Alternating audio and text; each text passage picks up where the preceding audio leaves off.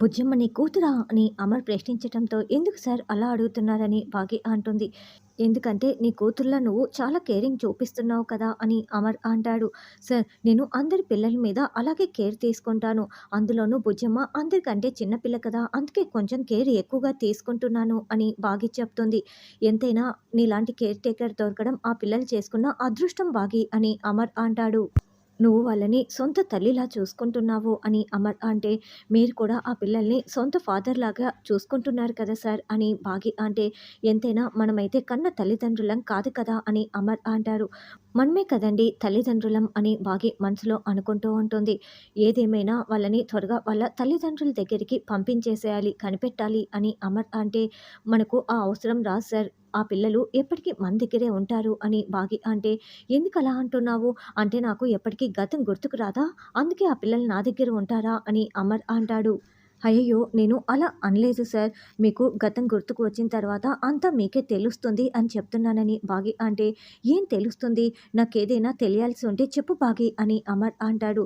Sir నిదానంగా అన్నీ తెలుసుకుంటారులేండి sir, గతం గుర్తుకు రానివ్వండి అని భాగి చెప్తుంది.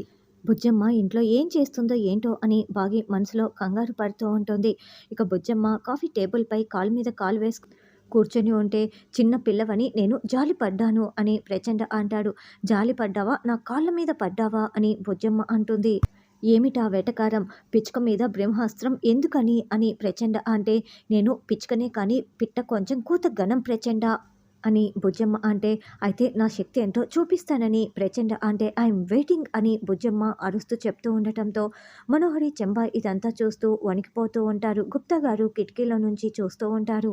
మాటలు కాదు చేతల్లో చూపించు అని బొజ్జమ్మ అంటే, ఇప్పుడు చూడు నీ తల గోడకేసి గుద్దుకుంటావు, నిన్ను గాల్లోకి ఎగిరించేస్తాను, నువ్వు గాల్లో ఎగురుతూ విలువిల్లాడిపోతావు అని ప్రచండ మంత్రదండంతో మంత్రాలు వేసి ఇలా అనగానే, బుజ్జమ్మకి బదులుగా చెంబ గోడకేసి తన తల బాదుకుంటూ ఉంటుంది. మనోహరి గాల్లో తేలియాడుతూ ఉంటుంది. అయ్యో ప్రచండ నన్ను కాపాడు, నువ్వు వేసిన మంత్రాలు మాకు తగులుతున్నాయి, ఆ పిల్లకి ఏమీ కావటం లేదు, రివర్స్ అయిపోయాయి, మా మీద నువ్వు ప్రయోగించకు, ముందు మమ్మల్ని కిందికి దించు అని మనోహరి గాల్లో తేలియాడుతూ విలువిల్లాడిపోతూ వేడుకుంటూ ఉంటుంది. చెంబ అయితే తనంతట తానే గోడకి గుద్దుకుంటూ, ప్రచండ కాపాడు కాపాడు, నేను చచ్చిపోయేలా ఉన్నాను అని వేడుకుంటూ ఉంటుంది.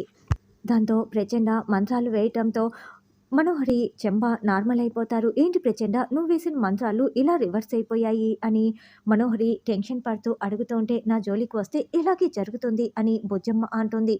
అవునా అయితే ఇప్పుడు చూడు అని ప్రచండ మళ్ళీ మంత్రం వేస్తూ ఉంటాడు.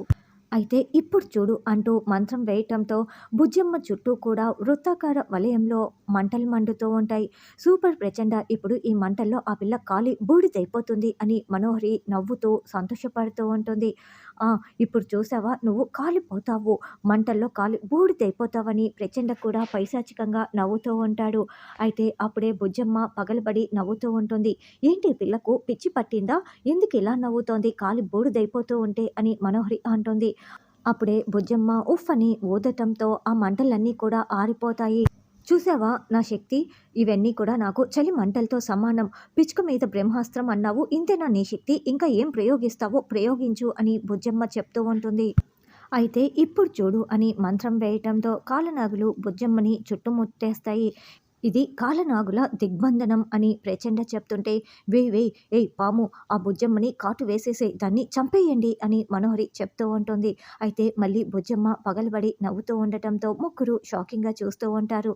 ఏంటి ఇది కాలనాగుల దిగ్బంధనమా, ఇవి నాకు పూల మాలలతో సమానం అని బుజ్జమ్మ మంత్రం వేయగానే ఆ కాలనాగులన్నీ కూడా పూలమాలలుగా మారిపోతాయి.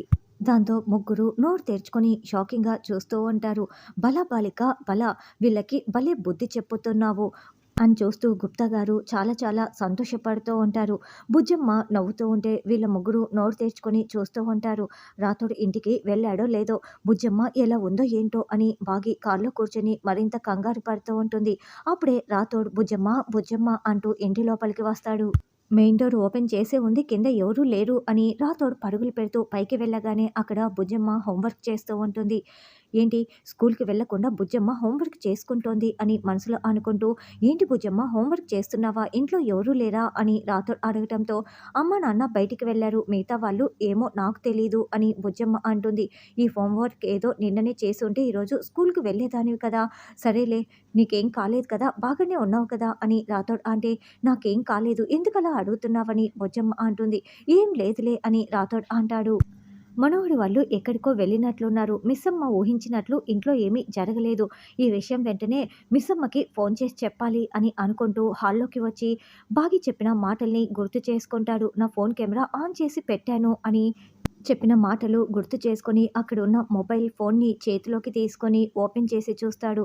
అందులో బుజ్జమ్మ ప్రచండ తలపడిన అన్ని సంఘటనలు కూడా రికార్డ్ అయిపోయి ఉంటాది. అదంతా చూసేసిన రాథోడ్, "మేము ఇంట్లో లేనప్పుడు బుజ్జమ్మ ఇంత చేసి ఇప్పుడు ఏమీ తెలియనట్లు హోంవర్క్ చేసుకుంటోందా? అమ్మో!" అని అనుకుంటూ, "ఇది మేడం పవర్ అంటే" అని అనుకుంటూ వెంటనే బాగీకి ఫోన్ కాల్ చేస్తూ ఉంటాడు. "రాథోడ్ దగ్గర నుంచి ఫోన్ కాల్ వస్తుంది సార్. నా కోసమే అయ్యి ఉంటుంది" అని, "చెప్పు రాథోడ్, ఇంటికెళ్ళావా? బుజ్జమ్మకేమీ కాలేదు కదా? బుజ్జమ్మ సేఫే కదా?" అని బాగి అడగటంతో, "బుజ్జమ్మ సేఫే మిస్సమ్మ. మిగతావి ఇంటికి వచ్చిన తర్వాత మాట్లాడదాము" అని రాథోడ్ అంటే, "ఏమైంది రాథోడ్ చెప్పు" అని బాగి అంటుంది. "ఏం లేదు మిస్సమ్మ, ఇంటికి వచ్చిన తర్వాత మాట్లాడదామని చెప్పాను కదా" అని రాథోడ్ చెప్పటంతో, అలాగేనని బాగి ఫోన్ పెట్టేస్తుంది. ఇక కారు ఉన్నట్లుండి ఆగిపోతుంది. "ఏమైంది సార్?" అని బాగి అడగటంతో, "ఉండు చూస్తానని" అమర్ కారు దిగి పంచర్ అయిందని చెప్పటంతో, "డిక్కీలో స్టెఫ్నీ ఉంది సార్" అని బాగి చెప్తుంది. "అంటే డిక్కీలో స్టెఫ్నీ ఉందని నీకు తెలుసంటే తరచుగా నువ్వు నా కారులో వస్తుంటావనమాట" అని అమర్ అంటే, "మామూలుగా స్టెఫ్నీ అన్ని కార్లలో ఉంటుంది కదా సార్" అని బాగి అంటుంది. "కాదు, నీ గురించి చెప్పు. నేను నీ గురించి అడుగుతున్నాను. నాకు ఏదైనా చెప్పాలంటే నా పాటికి నేనే గతం గుర్తుకు చేసుకోవాలి. నా ఆరోగ్యం పాడవుతుందని చెప్పటం లేదు. సరే, నా గురించి చెప్పనవసరం లేదు కానీ నీ గురించి చెప్పు. నువ్వు ఎందుకిక్కడ ఉంటున్నావు? ఎక్కడి నుంచి వస్తున్నావు? నువ్వెవరు?" అని అమర్ అడుగుతూ ఉంటే, "నా గురించి మనోహరి చెప్పింది కదా సార్, నేను కేర్ టేకర్‌ని" అని బాగి చెప్తుంది. "నువ్వు కేవలం కేర్ టేకర్‌వి అనిపించట్లేదు బాగి. మన మధ్య ఇంకేదో ఉంది" అని అమర్ అంటే, "అలాంటిదేమీ లేదు సార్" అని బాగి చెప్తూ ఉంటుంది. అమర్ స్టెఫ్‌ని వేస్తూ ఉంటే నలుగురు రౌడీలు కారులో వెళ్తూ అమర్‌ని చూసేసి అక్కడికి వస్తారు. "హాయ్ బేబీ, ఎలా ఉన్నావు?" అని వచ్చి అడుగుతూ ఉంటే బాగి టెన్షన్ పడుతూ ఉంటుంది. "ఎవరు మీరు?" అని అమర్ అంటాడు. "ఏంటి హీరో, అప్పుడే మమ్మల్ని మర్చిపోయావా? అప్పుడు మేము తన్ని టచ్ చేయబోతూ ఉంటే నువ్వు మమ్మల్ని బాగా కొట్టావు కదా! అప్పటినుంచి మేము మిమ్మల్ని ఫాలో అవుతూ ఉన్నాము. నువ్వు మర్చిపోయినా నేను నిన్ను మర్చిపోలేదు. ఎప్పటికప్పుడు ఫాలో అవుతూనే ఉన్నాము" అని రౌడీలు చెప్తుంటే, "నా గురించి ఏం తెలుసు నీకు? చెప్పు, మా గురించి చెప్పు" అని అమర్ అంటాడు. ఈయనకి గతం చెప్పేస్తారేమోనని బాగి మనసులో కంగారు పడుతూ, "ఏయ్, మర్యాదగా వెళ్ళిపోతారా లేకుంటే పోలీసులకి ఫోన్ చేయనా" అని బాగి బెదిరిస్తూ ఉంటుంది. "నువ్వు ఆగు బాగి, వాళ్ళేదో చెప్తామంటున్నారు కదా" అని అమర్ అంటే, "వాళ్ళు రౌడీలు సార్, వాళ్ళతో మనకు మాటలేంటి" అని బాగి అంటుంది.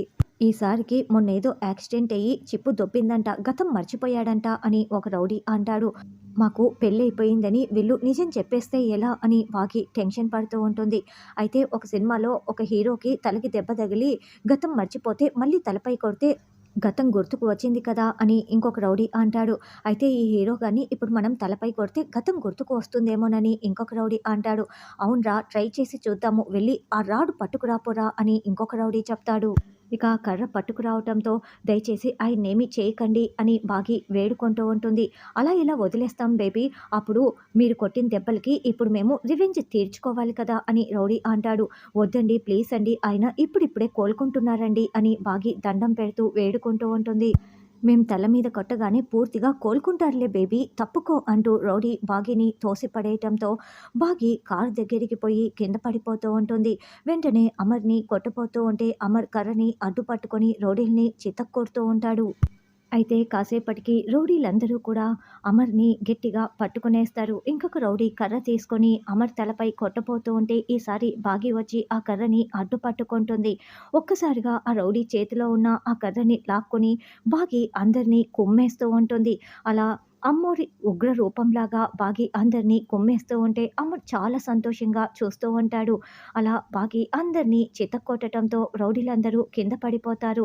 అమర్ మాత్రం చాలా షాకింగ్‌గా, సంతోషంగా చూస్తూ ఉంటాడు.